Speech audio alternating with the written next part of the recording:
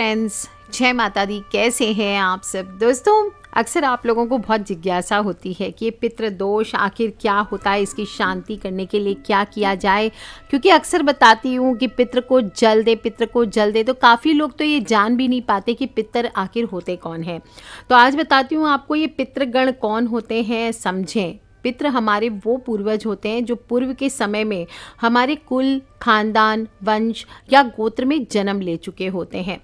जो हमारे पूर्वज होते हैं उनकी जब मृत्यु होती है तो कुछ पूर्वजों की जल्दी मुक्ति हो जाती है, लेकिन कई पूर्वजों की मुक्ति में हजारों वर्ष तक लग जाते हैं।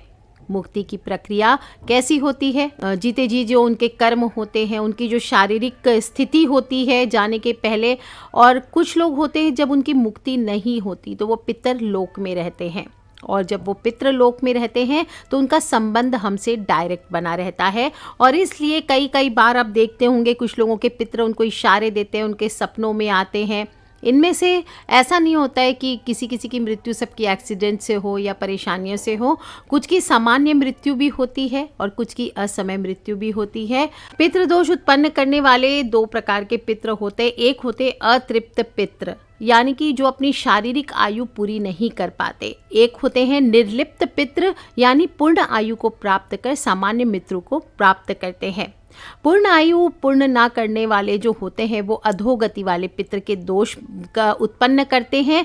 जैसे क्या करते हैं? परिजनों द्वारा किया गया गलत आचरण, परिजनों की अतृप्त इच्छाएं, इन अतृप्त पितरों की संतुष्टि, शांति, मुक्ति के लिए प्रयास नहीं करना, जायदाद के प्रति अति मोह रखना, उसका गलत लोगों द्वारा उपभोग होना, विवाह आदि में परिजनों द्वारा गलत निर्णय लेना, पितरों को मुख्य अवसर पर याद न करना, श्राद्ध आदि कर्म न करना आदि, परिवार के किसी प्रियजन को अकारण कष्ट देने पर पितर क्रोधित हो जाते हैं, परिवारजनों को श्राप देते हैं और अपनी शक्ति से नकारात्मक फल प्रदान करते हैं। इस तरह के पितृ केवल श्राप ही नहीं देते, सीधे परिवार और व्यक्ति को प्रभावित करते हैं और इनकी प्रतिक्रिया भी बहुत तीव्र होती है। यह खुद असंतुष्ट होने के कारण परिवार वालों को संतुष्ट और सुखी नहीं रहने देते। इनके साथ जुड़ी अन्य बाहरी आत्माएं जब परिवार का शोषण करती है तो ये कोई प्रक्रिया नहीं देते हैं। पूर्ण आयु जो प्राप्त कर लेते हैं, शरीर त्याग करते हैं, ऊर्ध्वगति को प्राप्त होने वाले पितृ होते हैं। ये सामान्यतः पितृदोष उत्पन्न नहीं करते, लेकिन इनका किसी भी रूप में अगर अपमान किया जाए या परिवार के पारंपरिक जो रीति रिवाज हैं उनका निर्वहन नहीं करते हैं, आप पारिवारिक या कुल की मर्यादा के विरुद्ध आचरण करते हैं, तब ये पितृदोष उत्पन्न करते हैं।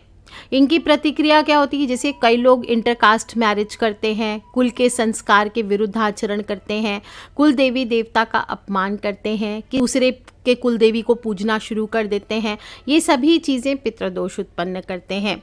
किसी के द्वारा किसी प्रेत शक्ति, शहीद, मजार, पिशाच, ब्रह्म, सती जैसी आत्मिक शक्तियों को पूजने पर भी ये प्रतिक्रिया व्यक्त करते हैं और श्राप देते हैं। इनके द्वारा उत्पन्न पितृदोष ज़्यादा स्थायी होता है और कई पीढ़ियों तक प्रभावित करता है। खानदान की असमय मृत्यु जो प्राप्त करती हैं आत्माएं, वो हजारों सालों तक प्रेतलोक में रहती है और पितृ में भी गिनी जाती है, और ये अतृप्त होती है और अधिक प्रतिक्रिया करती है। कभी कभी ऐसा होता है, आज के लोग कहते हैं हमने तो गया श्राद्ध कर दिया, नासिक में कर दिया, हरिद्वार में श्राद्ध कर दिया, फिर भी पितृदोष समाप्त नहीं हो रहे। इसका कारण क्या है? कारण ये होता है कि आज के खानदान के जो पितृ तो जो भी उस समय तक होते हैं, श्राद्ध होने पर श्राद्ध तीर्थ पर चले जाते हैं, किंतु जो पूर्व जन्म के पितृ हैं वो प्रत्यक्ष प्रभाव से यहाँ पे रहते हैं। आज के पितृ भी तीर्थ स्थल पर जाकर पितृलोक में रहते हुए मनुष्य के खानदान से जुड़े रहते हैं और अप्रत्यक्ष रूप से आपको फल देते रहते हैं।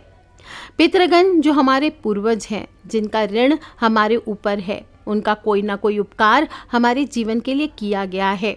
और कहा जाता है मनुष्य लोक से ऊपर पितृलोक है, और पितृलोक के ऊपर सूर्य लोक है, और इसके भी ऊपर स्वर्ग लोक है।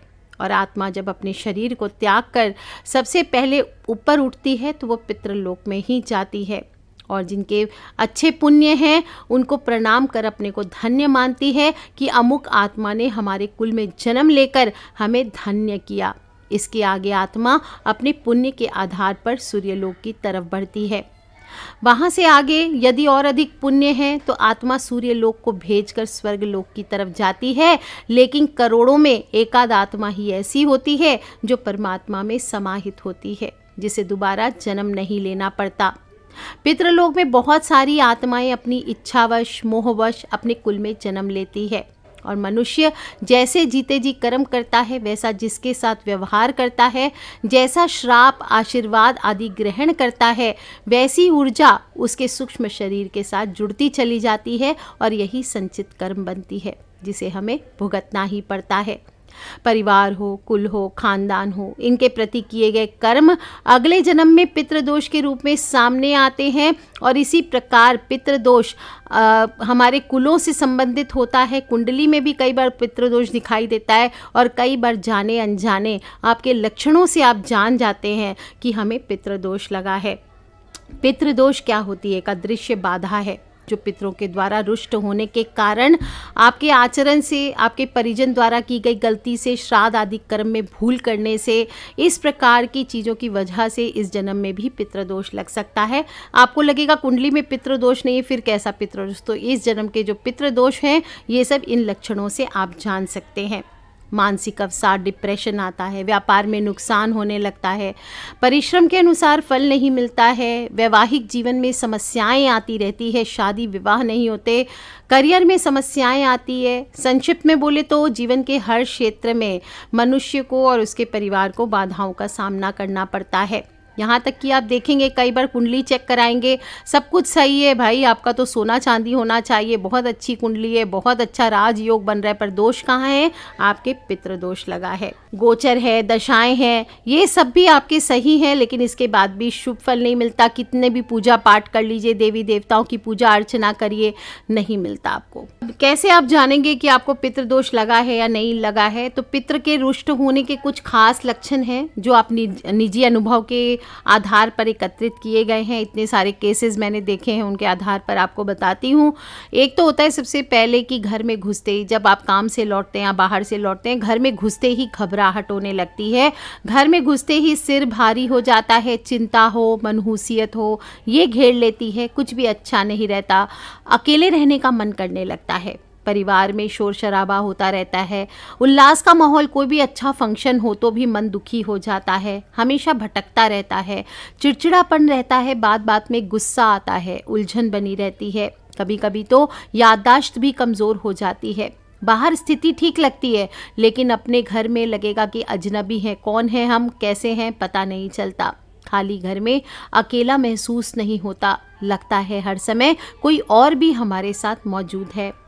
व्यापार के द्वारा भी कई लोग जान सकते हैं, व्यापार में नुकसान होने लगता है, सब कुछ ठीक लगने पर भी आय अच्छी नहीं आ रही है, अनायास अचानक ही किसी दिन हानि हो जाती है, धोखा मिलता है अपने कर्मचारियों से, अपने सहयोगियों से, सब स्वार्थी हो जाते हैं, परिश्रम के अनुसार फल नहीं मिलता, हर समय उन्नति का मार्ग अवरुद्ध रहता है, सभी प्रकार की योग्यता हो, क्षमता हो, उसके बाद भी उपयुक्त आपको पोजीशन नहीं मिलता, करियर में समस्याएं आती है, और संक्षिप्त में कहें तो जीवन के हर क्षेत्र में मनुष्य और उसके परिवार को बाधाओं का सामना करना पड़ता है। परिस्थितियां अनुकूल हो फिर भी काम नहीं बनता, बचत कम होती है या समाप्त हो जाती, और समझ में नहीं आता कि आने वाला रुपया जा कहाँ रहा है।